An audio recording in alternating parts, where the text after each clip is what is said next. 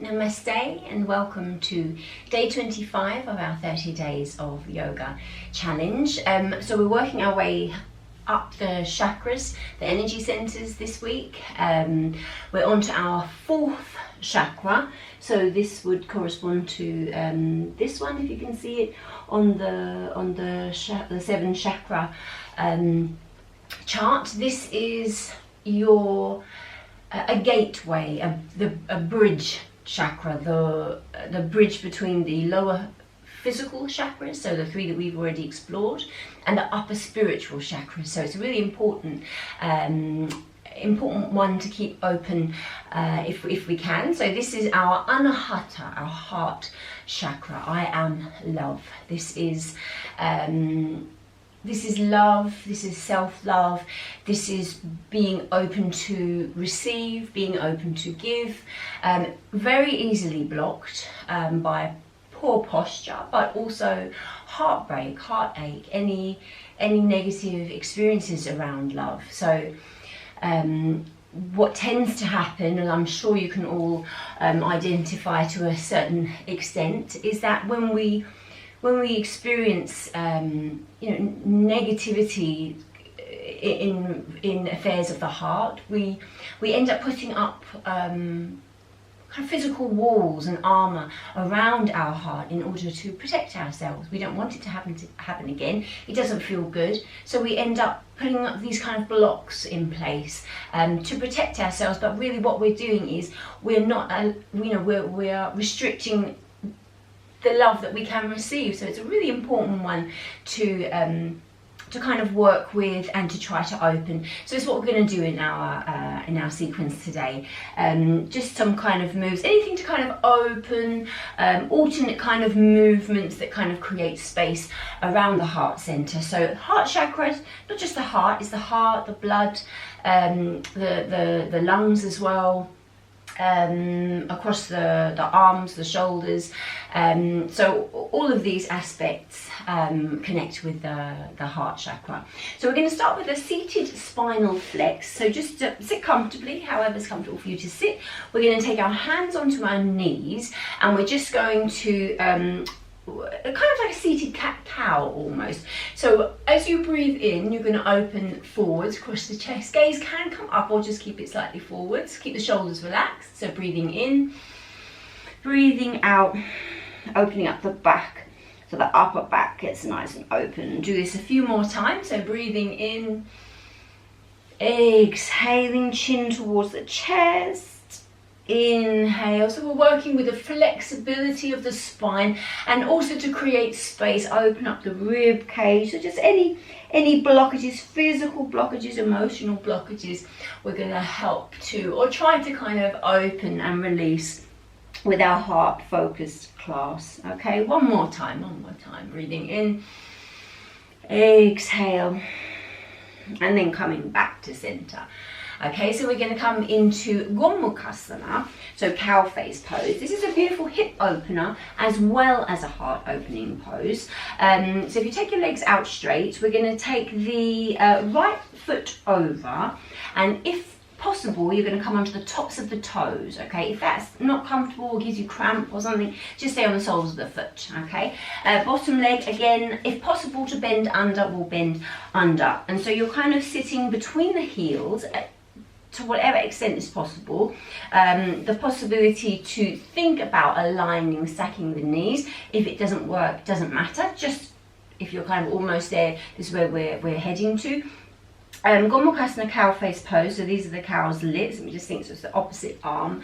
So we're going to take the left arm up, reach between the shoulder blades. So I think we've done this one a couple of times now over the course of the challenge. You're reaching your hands towards each other. So you can use a strap if you've got one. Hold along the strap wherever you can reach. Or if the fingers touch, obviously then you're going to clasp the fingers. Yes, this is the right way. So we're sitting up nice and tall, and you can feel the opening across the chest. So you try to soften the low back, and then just breathing. So sitting, being aware of the weight of your seat. So you're nice and grounded in this pose. but we're just opening up around the shoulders, around the chest. You can really feel how expansive, when you're in these positions, how expansive your breath becomes. So we're really creating space, we're reducing, releasing any held tension around the heart. We want to soften our heart center, make ourselves more open to give, open to receive. So 2 ways. Okay, just taking another couple of breaths here. Can be quite strong on the shoulders, so just kind of, if you need to release the hands, then release the hands a little. Okay, and then releasing, just take a couple of shoulder rolls or shrugs, whatever feels good. And then we'll do exactly the same to the other side. So we'll just extend our legs out. And you're going to take your left leg over this time. So sole of the foot, tops of the toes if possible. And then if possible to bend that bottom leg under, then you're kind of sitting between the heels or thereabouts. A beautiful stretch across the outer hips. I'm sure you can all feel that. And then working with the other arm, so you can take your right arm up, reach between the shoulder blades. Really think about keeping this top elbow up, so you're really getting that nice stretch into the triceps, reaching the other hand round, and again they might just aim towards. Don't worry if they're not touching. It gets there eventually. There's a lot of held tension around the shoulders for most people, so it's quite common for this to be a tight area. You can feel that openness across the chest, so that's us working with our heart chakra. And breathing. So lots going on in this pose. A deep stretch across those hips, nice and open across the chest, a beautiful stretch into the arms and the shoulders. So just take a couple of breaths, few breaths. You really feel like you're breathing into the heart space, so a nice expansive breath here. Just focus on what you're feeling, softening the hips, softening the knees. No pain or discomfort, just that gentle stretching, easing out, releasing of the body. Okay. And then we're going to release the hands. You're going to take a roll off the shoulders or a kind of shrug and release, or whatever feels good. This is quite intense there. Okay, and then we're going to unravel our legs. We're going to come onto all fours. A couple of cat-cows, and then we'll come into extended puppy pose, which is Uttanachasana, which is also known as melting heart, or Anahata Asana in your yin yoga practice. So obviously that's quite relevant, a nice kind of heart opener. So let's just take a couple of breaths. Again, that alternating movement of opening the front of the body, so the space around the heart, and then opening the back body as you're breathing out. Belly button towards the spine, chin towards the chest, and just doing this a couple more times. So breathing in. Maybe your shoulders are away from the ears, so you're not kind of losing the neck here. Last time, breathing in. Gazes forward for that beautiful stretch. Exhale, tucking under, drawing under. Coming back to neutral, and then we're going to come into extended puppy. So we're going to come onto the forearms. The possibility to keep the bend, keep it a bend through the arms. So you might be head resting to the forearms. You might let the head rest to the mat. Each kind of increment is a deeper stretch into the shoulders in particular. But it's very open across the chest, so you should feel that stretch, that openness across the heart. If the shoulders are happy, you can extend those arms away. So again, we've looked at this one a few times now. It's just a beautiful heart opener. Beautiful for the spine. You can always bring the hips back a little. If it feels too intense, that will take a little of the depth out of the pose.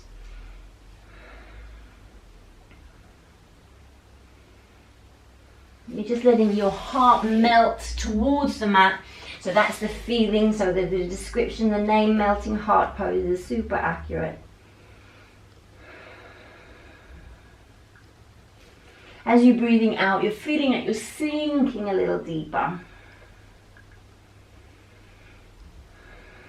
Big expansive breath again. And then your arms are extended, bring those arms in first. It makes it a little bit more comfortable for the shoulders. Come back onto your forearms. We're going to lift ourselves up into downward facing dog. So tucking those toes, lifting the bottom and the hips. So just straightening those legs if you can.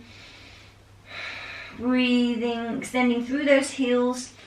So if you're doing this first thing in the morning, you might feel extra kind of tight. It's a nice time to do it because you really do feel the stretches nicely, but you do tend to be a little bit stiffer first thing in the morning. Once you've sort of gotten up and about and you've been running around, the body sort of naturally is a little bit warmer. So if you do feel that it's kind of a little bit, you feel it a little bit tighter in the morning, then that's why. That's just completely natural.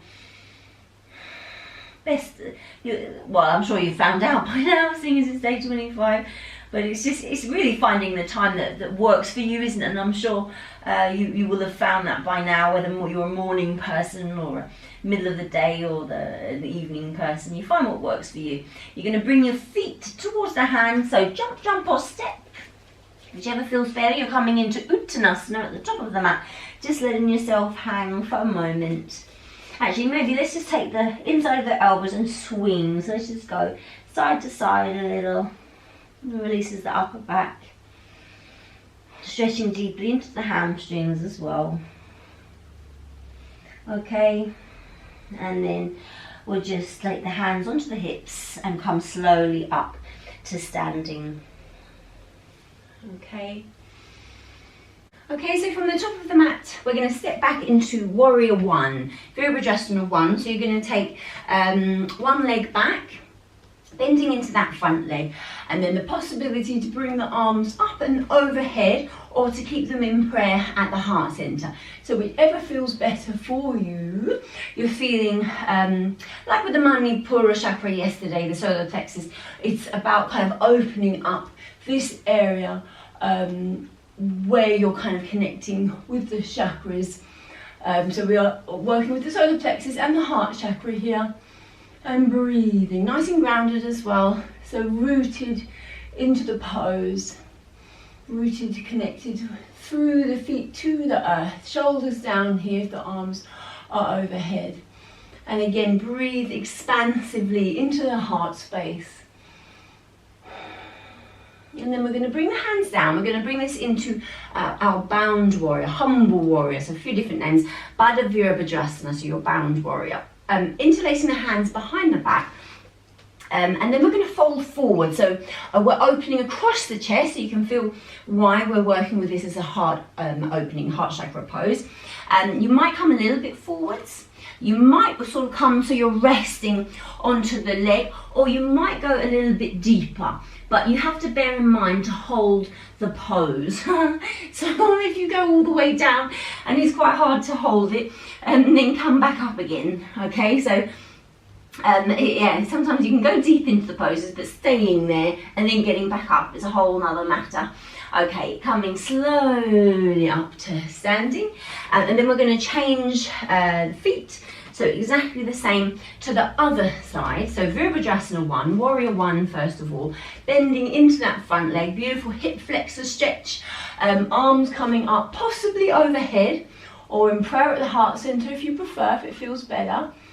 It is more effort, the heart is working harder when the arms are overhead, so which is why if you're feeling less energetic or any issues with heart blood pressure, then you're going to keep your hands in prayer at the heart center. So bend into it, breathing.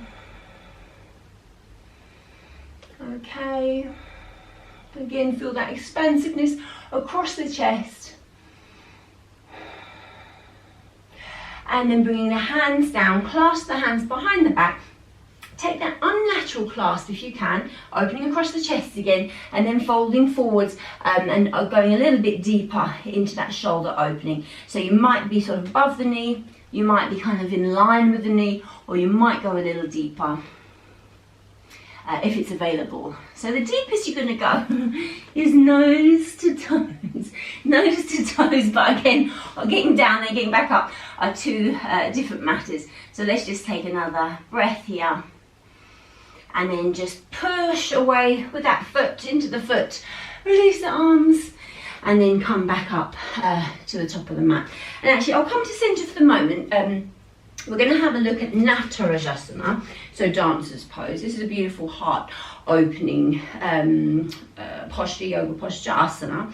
It's quite strong into the quads, so into the front of the thighs. I'm going to come sideways on so you can kind of see clearly what I'm doing, but obviously you can still face front.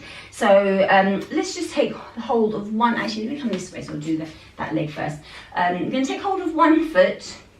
You're going to draw the heel towards the bottom, and you're going to feel that stretch through the front of the thigh, so they're your quadriceps.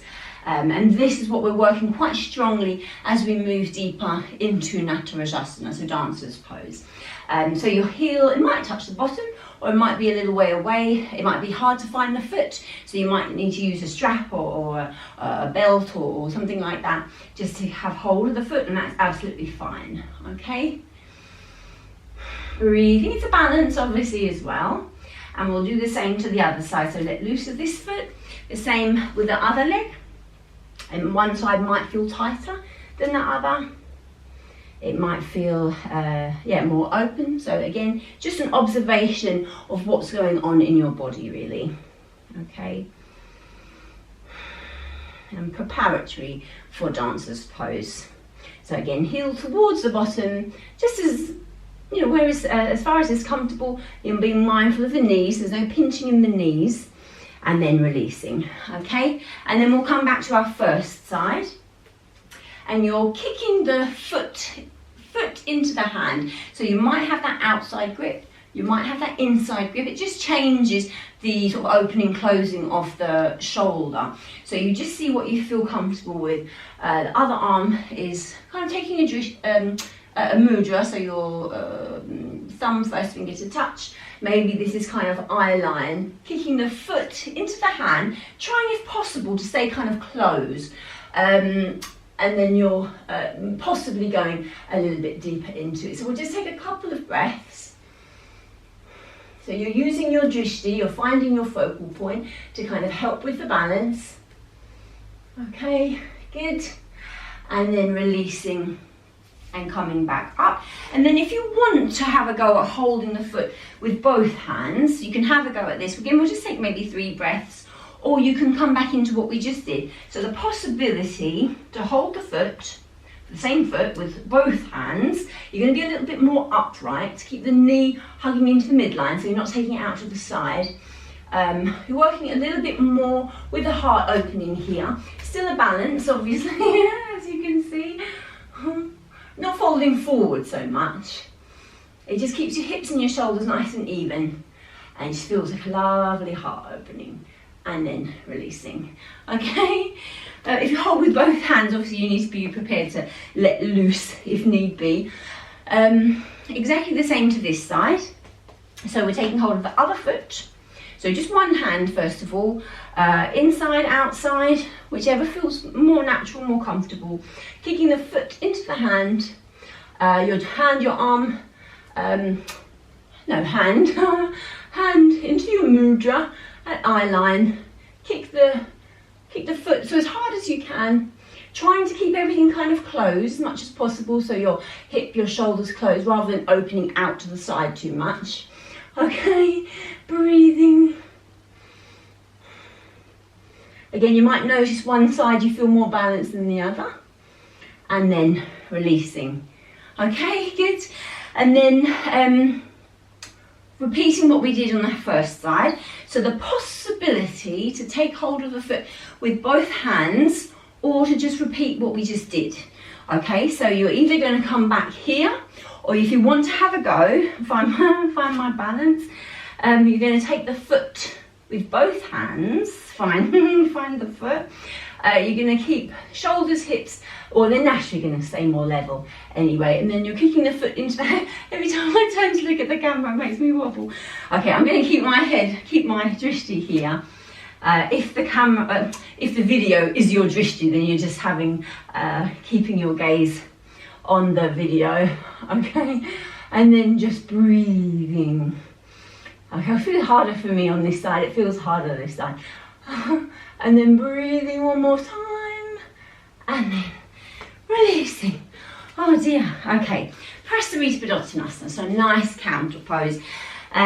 Wide stance, feet parallel. Let's actually just take the hands to the hips, and then fall forward and just kind of hang. Let yourself hang, come to the breath. You can sit into the heels, you can come into the toes. Actually, you can take hold of the ankles or the low legs if you prefer, elbows out to the side. Draw yourself a little deeper. Maybe wiggle the hips a little bit, that would be a beautiful hamstring stretch, hip release. A little bit of kind of movement there. Okay. And then hands to the center, just kind of heel toe the feet in a little, draw the heels in, toes out, and we'll just come down to sitting, okay? Okay, so we're going to come onto our backs. I'm just going to move my mat this way a little.